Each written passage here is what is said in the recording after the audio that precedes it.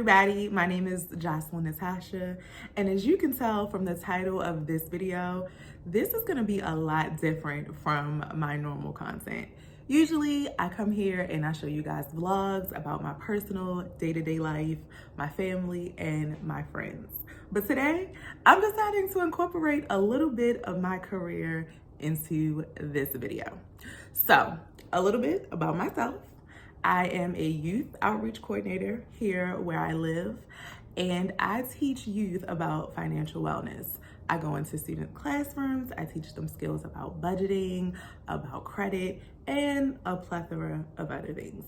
I also run a scholarship program, and within that scholarship program, we as an organization award over $160,000 in scholarships every year.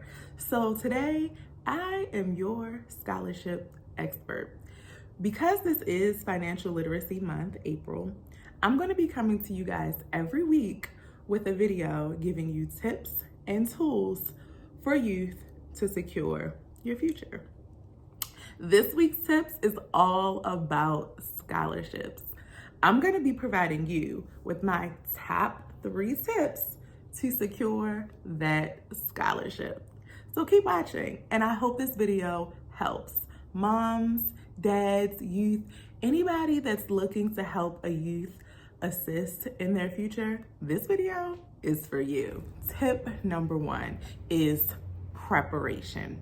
We're not even applying for a scholarship yet. What we're doing is setting ourselves up to receive the scholarship. So if you're in high school, if you're a sophomore, freshman, or junior, I want you guys to start being active in school and or your community. So if there's any clubs that you're interested in, join the club. If there's sports that you're interested in, join the team. If you guys go to church and there are some activities that they're offering for youth to be involved, get involved. Get to know your community resources and show your face. Let them know that you're interested and that you want to build a rapport with them. You don't have to be the best player on the team. You just have to show up and be positive, right? Be there, ready to work. If you guys have a part-time job, you don't have to be the best employee. You just have to be good at what you know how to do. Show up, be available, be ready to work, be respectful, be helpful. This is going to help you build a rapport with those organizations, whether it's your coach, whether it's a team captain, whether it's your supervisor, whether it's a church leader or organization leader in your community.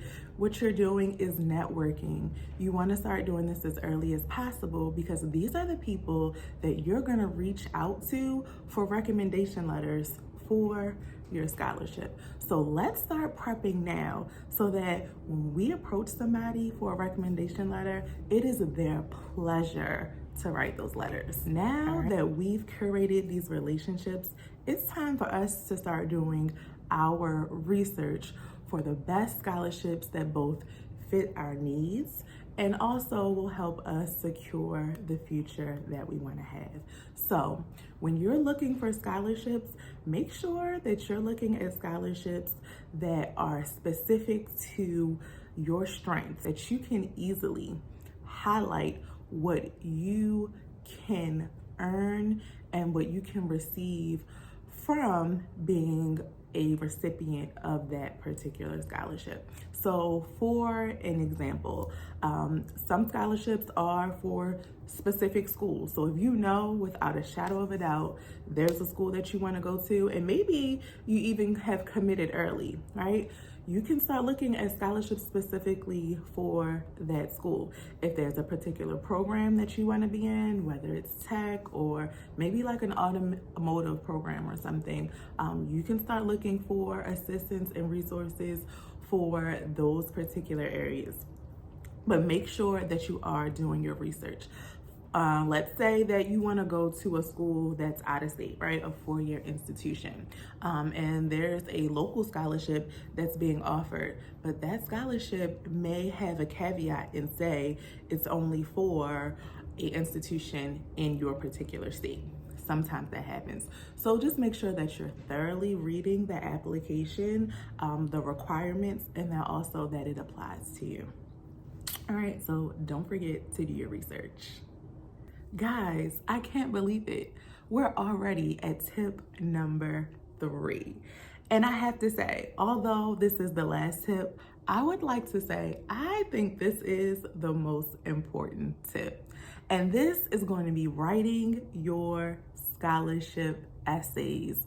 I know sometimes writing an essay kind of seems like a chore, and you guys sometimes almost dread doing it. But when I tell you, this is really what sets you apart from the competition.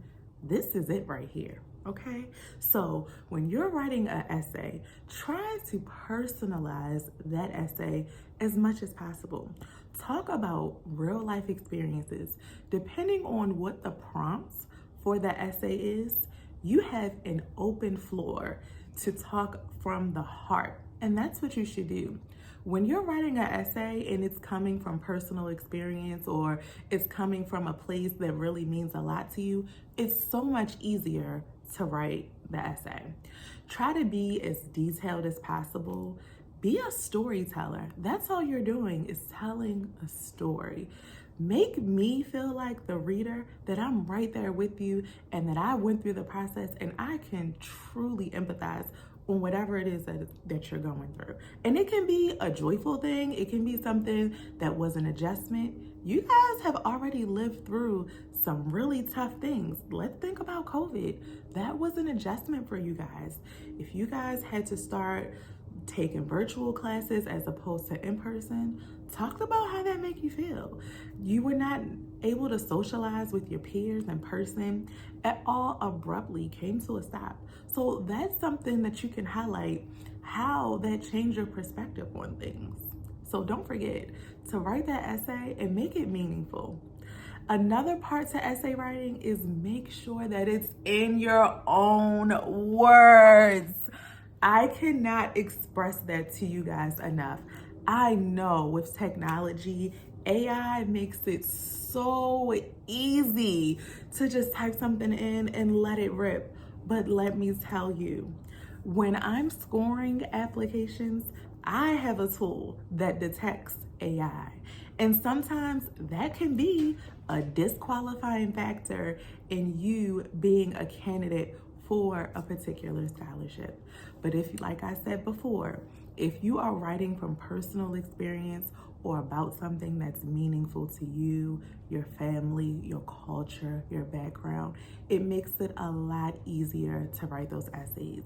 And today, essays are not as long as they were when I were applying for scholarships. I mean, my essays had to be pages long. Now, a lot of essays are less than 1,000 words, maybe 500, even 300 words.